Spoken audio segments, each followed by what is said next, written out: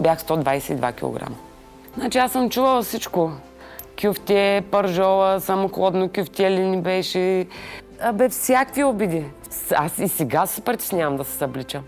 Не само преди. И сега. Даже аз си мислех, че никога няма да се ожена. Казвам се Нина Христова от град Сливен, на 40 години и съм технически секретар. Омъжена съм, имам 3 деца. Баткото е на 9 години, близнаците са на 6 години. Казваш ми ти на мен, че си хапвала, нали? Баба ми произвеждаха домашен кашкавал. Това ми беше най-любимата храна. Правях си по една тава с сандвичи и то тава с 7-8 филии. До 10 даже съм стигала. И си сядам на дивана и си ги изяждам, без даже да усета, че са свършили. Кога започна да качваш килограми? Какво беше семейството ти? Какво си спомняш за мама и татко? Въобще...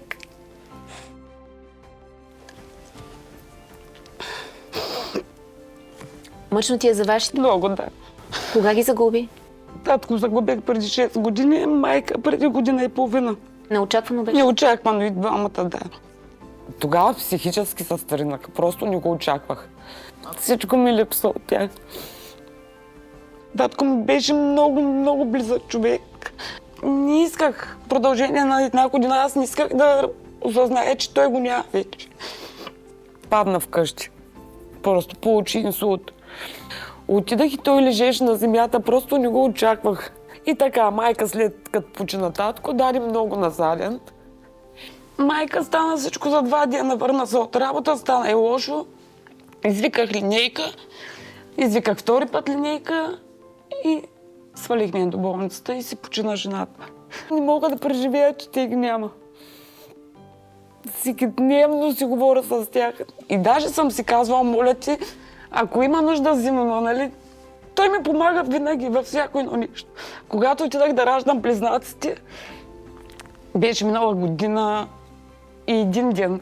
Той почина на 12 май, аз родих на 13 май на следващата година. И му казах, благодаря, че ми даде сили да ги рода. И момченцето е кръстено на него Красимир. Виждам, че татко се е природил в него. Той е само мамо, аз много те обичам, мамо, много те обичам. Той е денонощно, всякоминутно.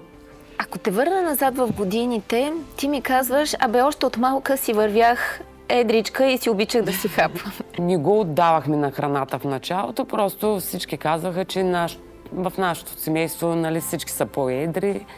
Нали, тя с годините ще го израсте, ще отслабне, но така и така килограмите се качваха.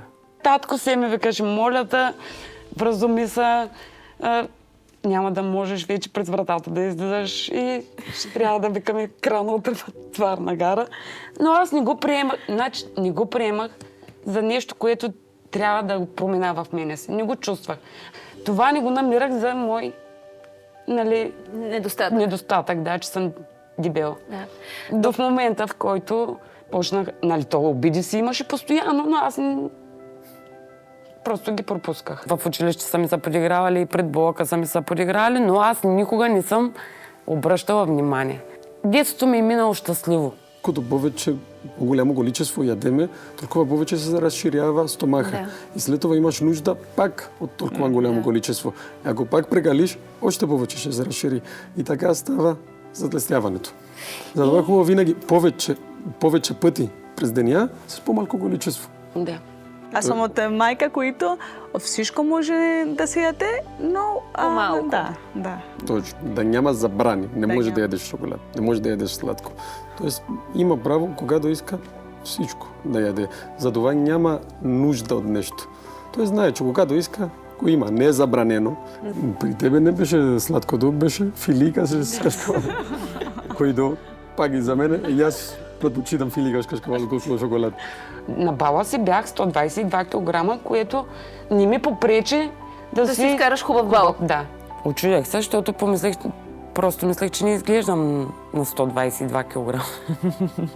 Не усещах да ми е тежко, не усещах по никакъв начин. Имаше ли някакви зони, в които имаше повече килца сложни, защото 120 кг е много или така хубаво? Хубаво, отгоре до долу винаги, просто като табурет. То не е табуретка ми, Като масата е така. Бидонче. Бидонче. Как се обличаш? Имаш ли Само затруднение? танцо ходех. Най-големия размер, 3-4 пъти XL. Не исках да ме очертават, нали, така да... Свободно да е, да можеш да хапнеш още. Аз съм сигурен, че пак беше красива. Момиче, ти си висока, ти си според цветове. Ама сега със сигурност си много по-елегантна жена. И тогава не бях, нали, нещо за изхвърляне, но просто... Кога прецени, че трябва да има промяна? Че вече трябва да се спре с някаква промяна да се направи? Когато разбрах, че не привличам мъжки погледи в такъв смисъл, че, нали, всяко едно момиче се чувства харесвано, аз се чувствам като приятел С всички момчета. момчета, да. Да. Тебе просто за гадже никой не те Не, искаш. никой не ми обръщаше внимание. И реших, че трябва да пробвам, да отслабна.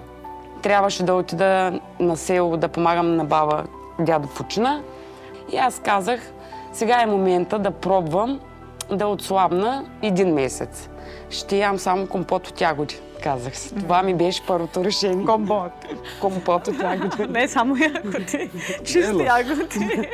Не само компот от ягоди, казах 1 месец. Ако не отслабна нито 1 килограм повече, никога няма да се помисля за диета. А аз свалих 12 килограма. От компота. Да, за 1 месец. И видя, че стават нещата. Да, после започна вече най-различни диети. Моите диети са всякакви експерименти, които всеки човек не би си помислял да го хапне. И почвам. Ориз с сирене, някакви каши. Бях само на лимони с моркови, обаче почнах да пожълтявам от тях. Това е опасно даже. Като почва да пожълтява кожата, значи и към каротенемия, който си е болест от много моркови. И това е когато витамин А става вече токсичен. Да. А после единия ден прясно мляко, единия ден кисело мляко и така се редуваха някакви. Всякакви съм пробвала. Подариха ми кантар. И се притеглях. И видях, че съм 80 кг. Мисля, че 82 или 3 беше. И казах, значи сега е момента да почна още да свалям. Кажи ни за първата си голяма любов. Ти тогава в големия размер ли беше или вече беше поотслабнала? Бяхме заедно 3 години. Бях на 85 кг тогава. Горе-долу Да. полупълничка така. Ами, що ме харесва, значи обичал пухкави. След което вече аз постепенно свалях с тези. Бях стигнала 67, след като се разделих с него. Да. Почна да не му харесва май. Определен период аз варирах 80, 70 и така стигнах почти до 63 кг преди да се оженя. Как си го намери него? Ми на работа се запознахме. Това е човека, който ме носи на ръце. Не знам, аз даже и не мога да му се отблагодаря в такъв смисъл, че винаги е с мене, винаги ме подкрепя във всичко. Той е спортист, волейболист, нали? И винаги съм си мислела, че просто като ме види на свето и ще се откаже тотално от мене. Все ми казваха, че няма да мога да имам деца. Имам операция гинекологична през 2005 година и съм само с половин яйчник. И ако искам, нали, трябва да пробвам преди да навърша 30 години, нали, има по-голям вариант да забременя. Аз реших да го попитам. Искаш да има бебе? Да, реших, че той е човека. Почнахме да пробваме. Той за мен да работеше на морето. Посещавам редовно гинеколог заради проблемите и той ми каза, в момента имаш яйцеклетки, сега е момента. На другия ден панах рейса за Слънчев бряг. И така, след 10-13 дена излезе, че съм бременна. Браво. Да. Браво. И така се появи появи твоето... Йоан, баткото, да. Баткото. А колко килограми се качила по време на бременността? На първата бременност забременях 57, отидах да раждам 97. Това е много. И не съм яла така, както, нали, през Както си можеш ти. Минаха 2 години и аз реших, че трябва да имаме още едно дете. Забременях, но казаха, че трябва да го махнем, защото отново имах кисти. И така втори път се случи. Отново го махнаха, защото пак имаше кисти. Татко почина май, септември разбрах, че съм бременна с близнаци. Родиха са живи и здрави и 3 ми деца съм ги раждала нормално. Просто фащам, като реша и казвам, че в момента ще забременя и аз фащам, казвам ви се съвсем от този мъж. Значи... Да. И сега да кажа, ще рода още едно. А при втората бременност колко килограми се качила? 53 тогава забременях. Родих 107. Да. Още един човек. Да. Сега на колко сте? Сега съм на 57 в момента. Това рязко качване и сваляне на килограми си е най-лошото нещо за организъм, За кожата. за кожата Да. и за цялото тяло. Да, сега ми предстои нещо ново, което да, много години мечтая, ама наистина от много години мечтая. Да те питам. Първото нещо, което вероятно хората виждат, е тази бучка тук, която ти е на гушката. Кога се появи, от какво е това?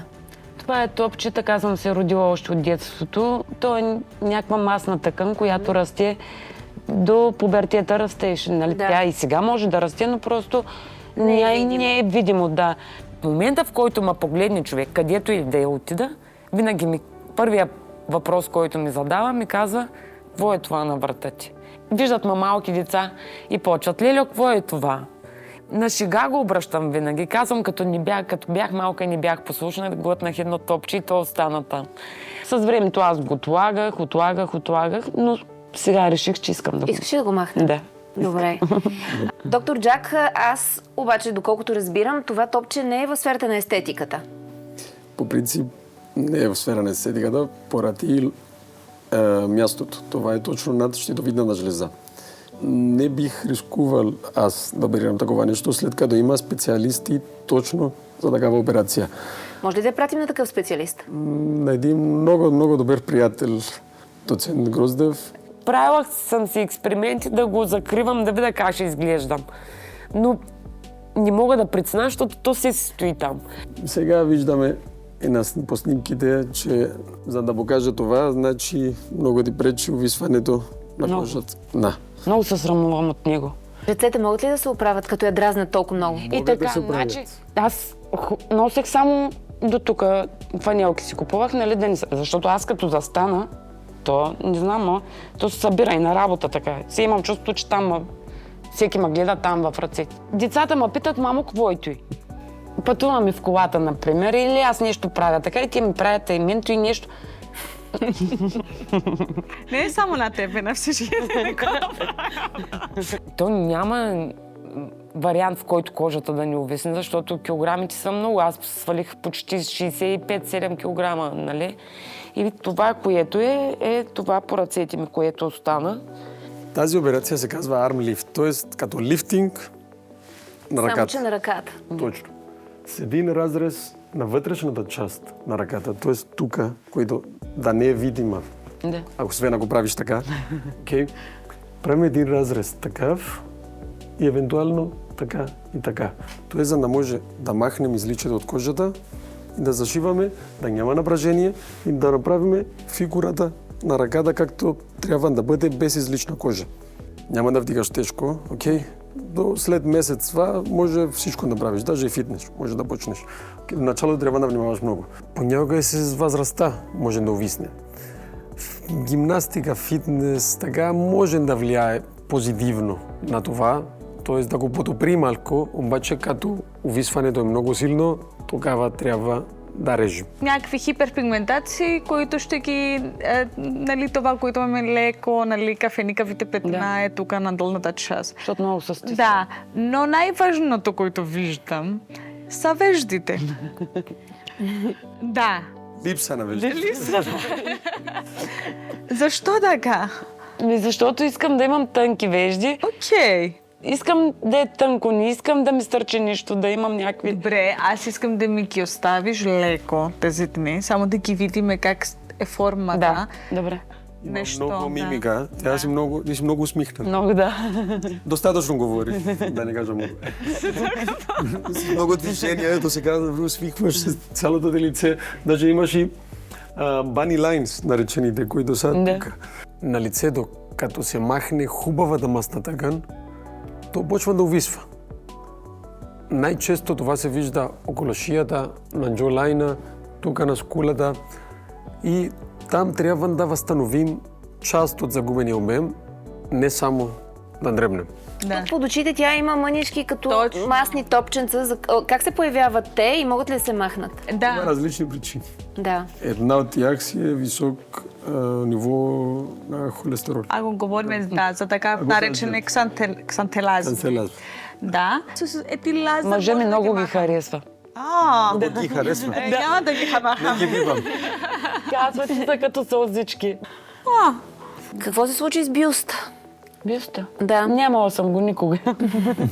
Така, доста голям сутиен имаме. По принцип си слагам големи сутиени, просто да се радвам, че имам големи гърди.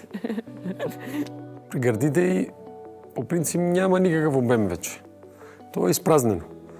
Просто искам да се усещам женствена. Това искам, да ги усещам, да не е сутиен под плънки, искам да си гърди.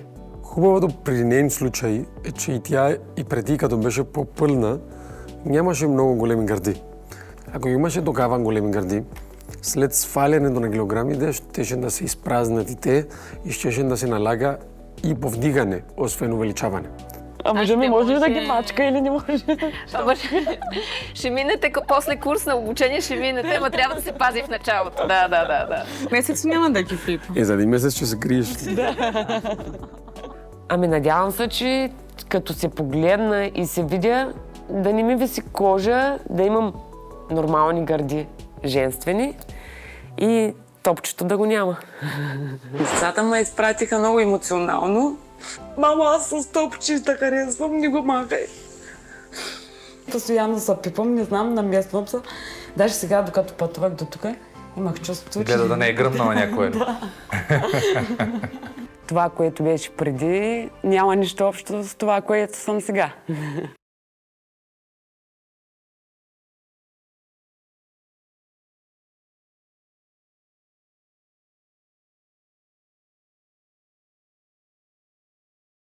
Бях 122 кг. Свалих почти 65-7 кг, нали? И това, което е това по ръцете ми, което остана. Какво се случи с бюста? Бюста? Да. Нямала съм го никога. Това е топче, така съм се родила още от детството. На шега го обръщам винаги. Казвам, като бях малка и не бях послушна, глътнах едно топче и то остана там.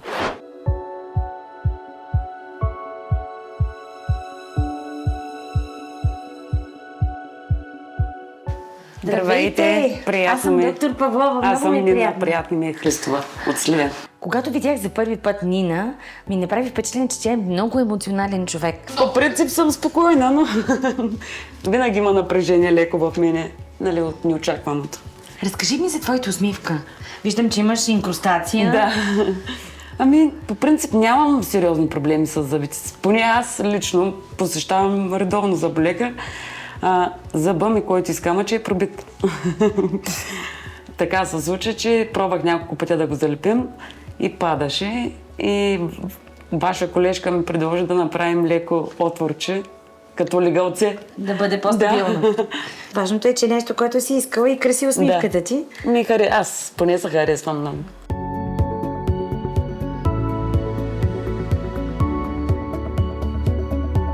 Така, като цяло си ходила на зъболекар, виждам. Имаме някъде вторични кариеси, които ще трябва да възстановим. Да. Защото е важно.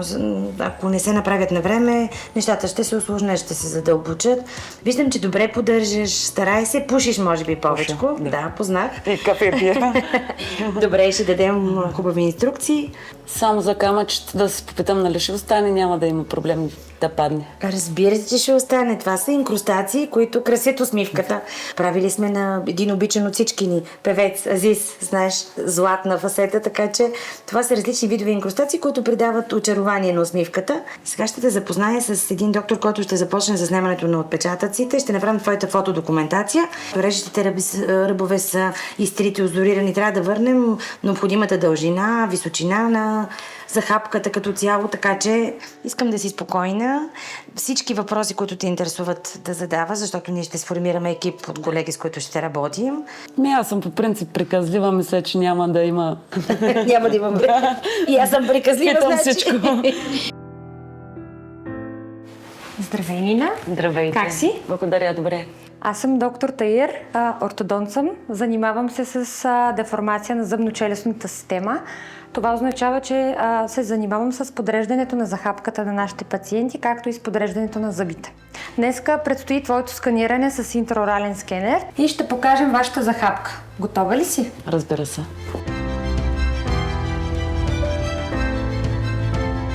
Първо почваме от долната челюст. Сканираме хубаво всички зъби от всяка една повърхност.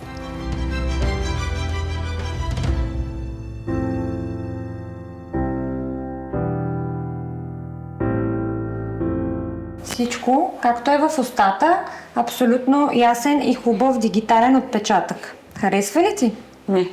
Не мисля, че са ужасни.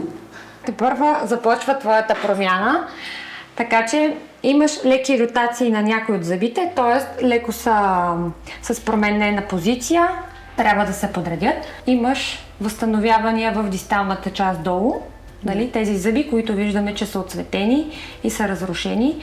И най-вече първоначално трябва да направите едно почистване на зъбния камък, на плаката, която виждаме в областта на фронталните долни зъби, както и в горна челюст. По принцип взимаме отпечатъци, които всъщност не представят до такава степен реално зъбите. Сега с новата технология имаме възможност да покажем на пациентите всичко в реално време и в реални размери, както и цветове в случая. Развълнувана ли си? Да. Нямаш търпение, сигурно. Не очаквах точно това да видя, но се надявам, че резултатът ще е добър.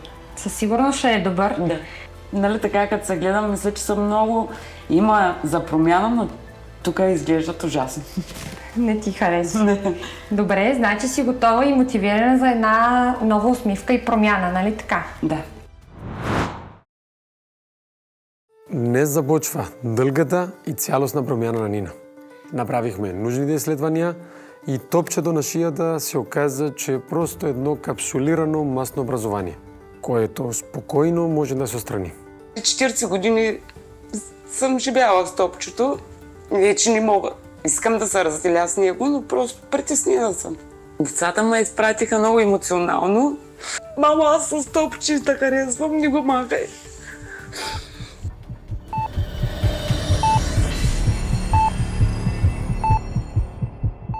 Тази операция мина успешно и тя вече може да се възстановява. Вече съм извън реанимация. Чувствам се много добре, леко ми опъва, ама нормално. И се надявам, че ще се харесам без топчето. Беше ужасно това, което видях, което съм носила 40 години, което нямах кураж, нали, да го махна. И искам да благодаря на предаването, че ми помогнаха. Дадаха ми кураж да го махна след толкова години. Нямаше да го махна, ако не бяхте ви. Това е. Щях да си остана с него завинаги. Здравейте, аз съм доктор Павлов, лекар по дентална медицина. Добър ден. Добър ден. Павлов, рано се познаем. Приятно ми е, Нина се казва мачо. Виждам, че вече е минала първата процедура. Да, започнахме. Как беше? За мен е малко притеснително, но вече всичко след като отмина, се чувствам добре. Това е най-важното. Надявам се, че и при вас ще мине нормално. При нас ще бъде още по-безболезнено. Доста така изплашена, за което предстои, но няма от какво. Почистване и полиране на зъбите. Няма абсолютно нищо да... На камъчето ми? Няма да биваме. Добре. Камъче ще си оставя. Как ще махаме последните си? Питам. Има камъче там, което трябва да го запазим и ще го запазим. Колко време издържа вече? Вече 20 и нещо години почти. Добре, значи. Добре е поставяне, да. Сега започваме с инициалната фаза, където ще визуализираме зъбния камък, как ги плаката и ще обясня какво трябва да прави от тук натам, за да подготвим цялостното и лечение.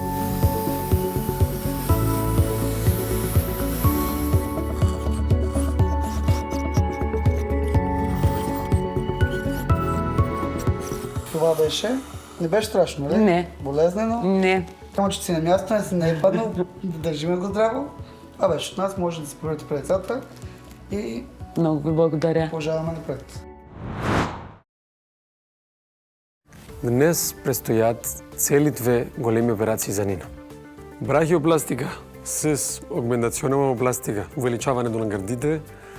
В същия ден дава зор и на хирурга, и на пациента. Обаче, както казах много пъти, е много по-хубаво за пациента, особено, да върши повече от една планирана процедура, операция в същия ден. При измерването на ръцете трябваше да махнем доста повече, отколкото очаквахме. Разреза горе-долу беше 15 см и на широчина горе-долу 7-8 см, което това е доста голямо парче. Като се изсушава, изглежда много по-малък, свива се, обаче като го махаме, изглежда супер голямо, много голямо. Обаче няма никакво напрежение, винаги оставам отвътре малко изличие, даваме вътрешни гонци, за да може спокойно да се движи ръката. Такава операция трае горе-долу между час и половина, 2 часа максимум, с всичко. Всяка операция на тялото се прави по много различен начин, отколкото при лицето. Използваме много по-дебели конци, по-дебели игли. Това се води по-трудно, поради че има повече шиене и обикновено и разрезите са много по-големи, отколкото на лицето. Обаче на лицето има повече тънкости. Диан беше супер спокойна. Направо ме изненадва. Първия въпрос, кога ще може да тренирам? Не може. След 5-я ден може спокойно да ходи на работа, само че не може да вдига тежко. Нямам търпение и тя да се види, за да видим реакцията.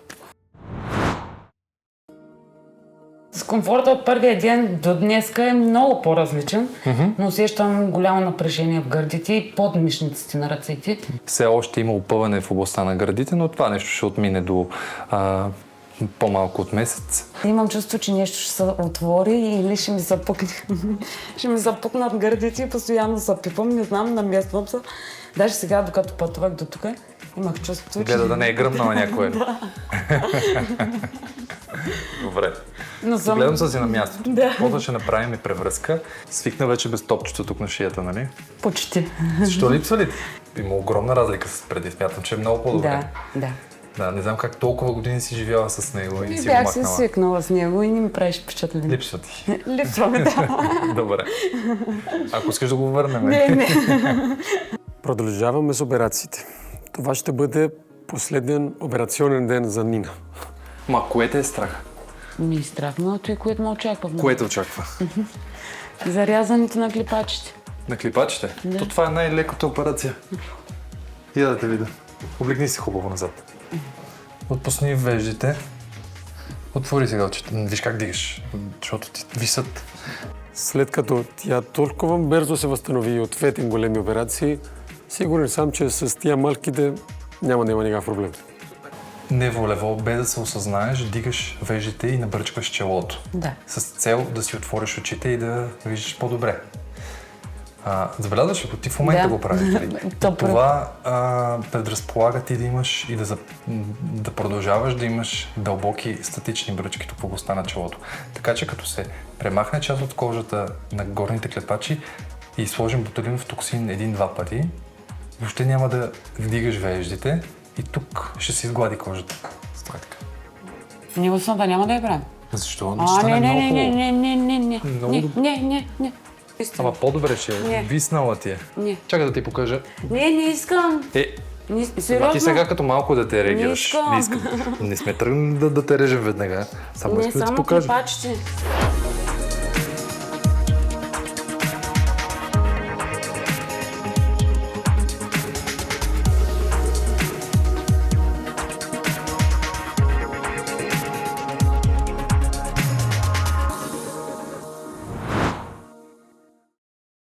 При Нина възстановяването от операциите мина великолепно. Леко и тук отгоре само ми се зачервиха. Не искаше да направим тук повдигане на устната. Ще бъде много добре, ама мъжът ти забранил, разбрах и не. Нямаме правомощията. Нямаме пълномощно. Това е желанието му, пък и аз искам да съм винаги по-различна от другите. Харесвам си устната, така че другите да бяха се направили операция за ръцете за сваляне на кожата. Да. Позитивно настроена, което всичко оказва влияние. Дори някакви малки неща се натрупват и наистина оказват влияние в цялостния процес на възстановяването. И минаха оперативните интервенции при тебе, сега предстоят неоперативните и лека по лека към финала. Тя има нужда от възвръщане на обема в темпоралната област, средна и долна трета на лицето. Точно това целим да направим днес. Гледах едно клип, че си ни пили така ги пълнат с вода и аз го усещам по същия начин лицето, доктора се. Трябва да взема на каньо. Не. Доктори Докторе, даже опойка не ми сложихте този път. Чакай. Ще се оплачеш на радост. Стой.